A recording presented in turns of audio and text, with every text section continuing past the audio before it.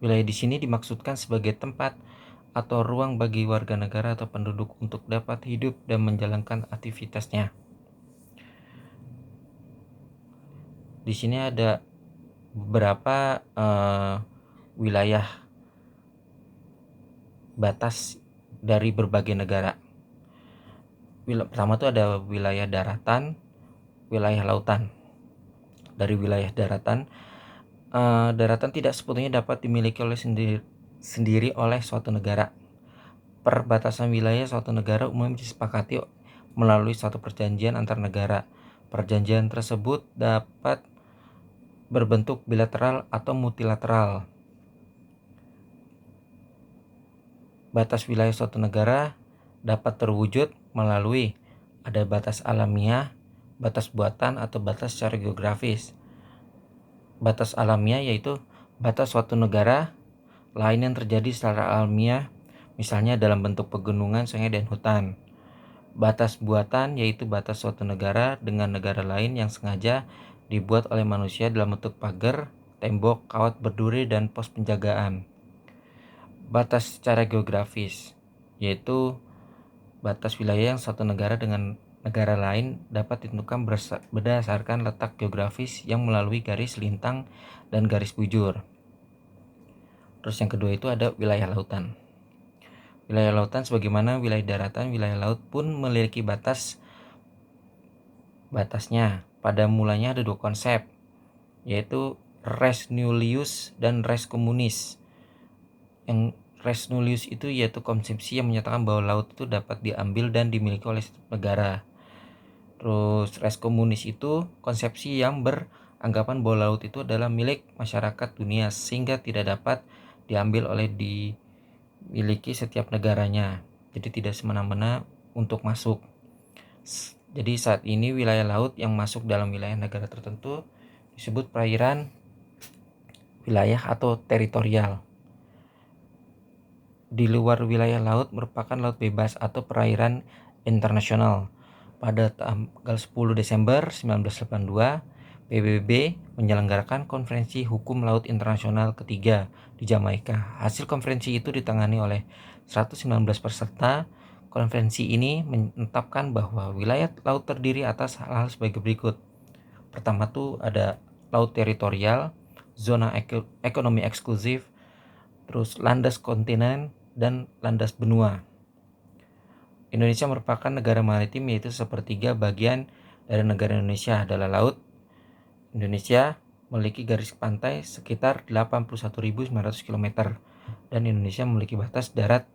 Jika ditotal maka jumlah batas lautnya memiliki 10 hubungan dengan negara lain dan jumlah batas daratnya 3 negara lain. Secara geografis, Indonesia terletak antara dua benua yakni Asia dan Australia dan diapit oleh dua samudra, Hindia dan Pasifik. Yang kedua itu ada batas wilayah Indonesia secara geografis. Ada berbagai batas wilayah Indonesia dengan negara tetangga. Batas ini mencakup batas darat dan laut. Ini semua batas wilayahnya di berbagai mata arah mata angin. Batas wilayah negara Indonesia di bagian utara itu di Kalimantan berdasarkan langsung dengan Malaysia bagian timur. Malaysia ini berbatasan dengan batas wilayah dari Indonesia. Kalau batas lautnya mencakup 5 negara, Malaysia, Singapura, Thailand, Vietnam, dan Filipina. Terus yang kedua ada batas wilayah negara Indonesia bagian timur. Di bagian timur Indonesia ada Pulau Papua. Di wilayah timur ini Papua berdasarkan langsung dengan daratan Papua Nugini dan perairan Samudra Pasifik. Menyepakati hubungan ini secara bilateral tentang batas wilayah darat dan maupun laut.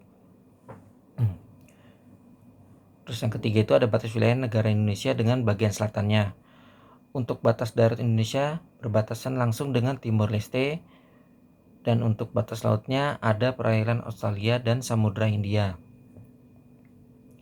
Sebelum tahun 99, Timor Leste sempat menjadi wilayah Indonesia yang disebut Provinsi Timur Timur. Namun akhirnya pada tahun 99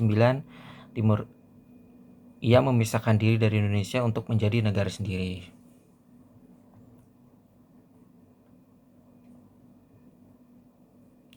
Terus ada di bagian barat Indonesia.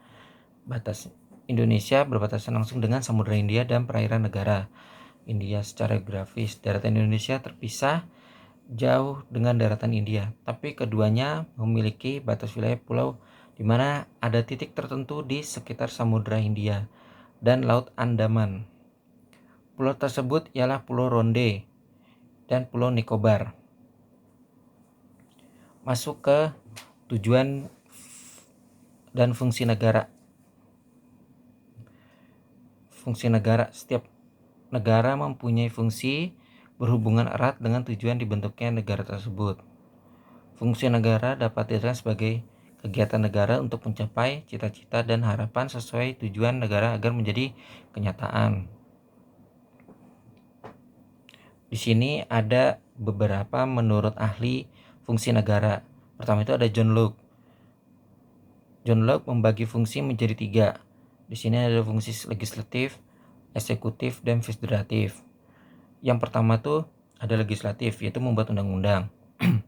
Terus yang kedua itu ada fungsi eksekutif, yaitu melaksanakan undang-undang. Terus yang ketiga itu ada fungsi federatif, yaitu mengurusi luar negeri, perang, dan damai. Terus yang kedua itu ada Muhammad Kusnardi, sarjana hukum. Yang pertama itu melaksanakan ketertiban, yang kedua itu menghendaki kesejahteraan dan kemakmuran rakyatnya. Terus yang ketiga itu ada Montesquieu, menyatakan bahwa fungsi negara mencakup 3 tugas pokok. Sama seperti John Locke, ada fungsi legislatif, fungsi eksekutif, dan yudikatif, yaitu membuat undang-undang, melaksanakan undang-undang, terus mengawasi agar semua peraturan ditaati. Terus yang ketiga ada Van Vollenhoven, menyatakan fungsi negara meliputi seperti berikut. Ada regeling, bestur, dan restate. Regeling itu membuat peraturan, bestur yaitu menyelenggarakan pemerintahan, restate fungsi mengadili, politik fungsi ketertiban dan keamanan. Selanjutnya ada masuk ke fungsi negara secara umum. Fungsi negara pada umumnya mencakup 4 hal. Yang pertama itu fungsi negara dan ketertiban. Terus yang kedua ada fungsi kesejahteraan dan kemakmuran. Yang ketiga ada fungsi pertahanan. Dan keempat ada fungsi keadilan. Yang pertama itu ada fungsi keamanan dan ketertiban.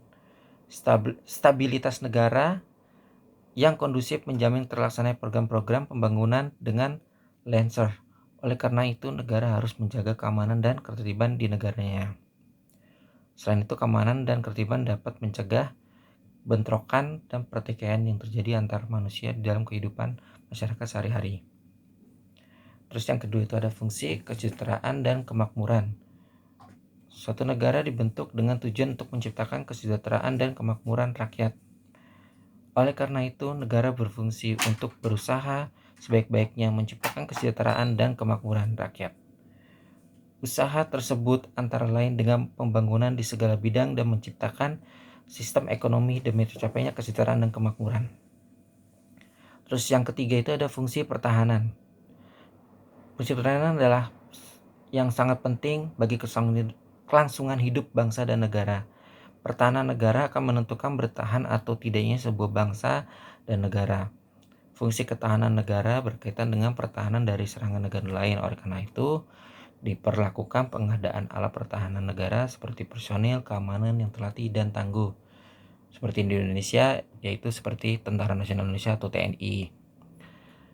Fungsi keadilan, fungsi negara yang terakhir adalah keadilan bagi setiap warga negara harus ditegakkan tanpa membeda-bedakan. Oleh karena itu, dibentuklah Badan Peradilan Negara yang menjamin keadilan setiap warga negaranya.